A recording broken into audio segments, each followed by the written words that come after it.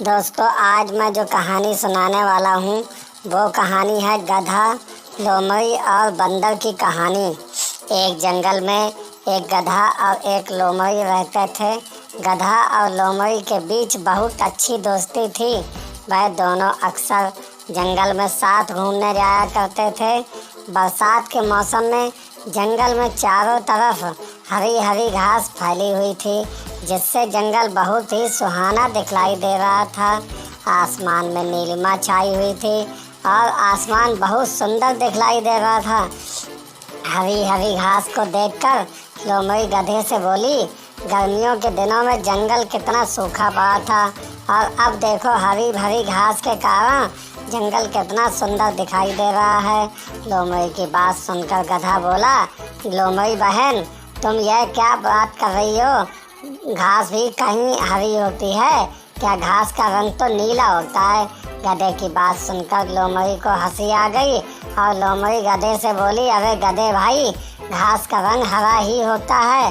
गधा फिर बोला, घास तो मेरा भोजन है, तो क्या मुझे घास का रंग भी हरा नहीं पता है? तुम तो मांसाहारी जीवन हो, तुम्हें क्या पता कि घास का रंग क्या होता है? गधा का लोमड़ी दोनों अपनी बात पर आए रहे और धीरे धीरे दोनों में बहस होने लगी। दोनों एक दूसरे की बात मानने के लिए बिल्कुल तैयार नहीं थे। दोनों को ही लग रहा था वह सही हैं और वह दूसरे से ज़्यादा बुद्धिमान है। लोमड़ी तो जन्मजात चालाक होती है।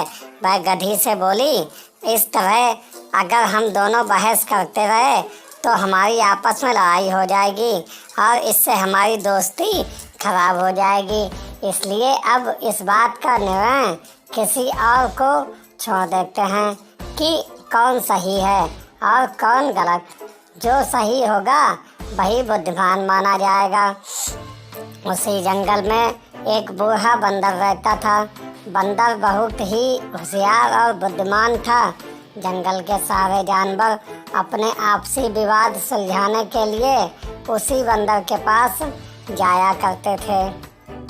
गधा और लोमड़ी दोनों ने निर्णय लिया कि इस बात का फैसला बंदर पर ही छोड़ देते हैं कि कौन सही है और कौन गलत।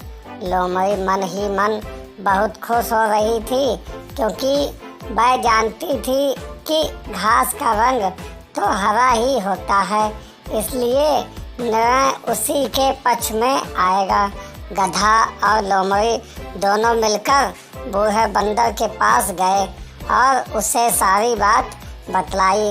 लोमड़ी बंदर से बोली, बंदर भाई, आप जो निर्णय लेंगे उसे हम दोनों सहर्ष स्वीकार लेंगे। गधे और लोमड़ी की बात बंदर ने बड़े ध्यान से सुनी और अपना निर्णय देखते हुए बोला, घास का रंग तो नीला ही होता है, इसलिए इस विवाद में जीत गधे की ही होगी। बंदर की बात सुनकर गधा तो बहुत खुश हुआ और नाचता गाता वहाँ से चला गया। किंतु बंदर के इस निर्णय से लोमड़ी को बड़ा आश्चर्य हुआ और निराशा भी हुई। गधे के जाते ही लोमड़ी बंदर से बोली, यह तो आप भी जानते हैं कि घास का रंग तो हरा ही होता है, फिर आपने गधे को विजयी घोषित क्यों किया?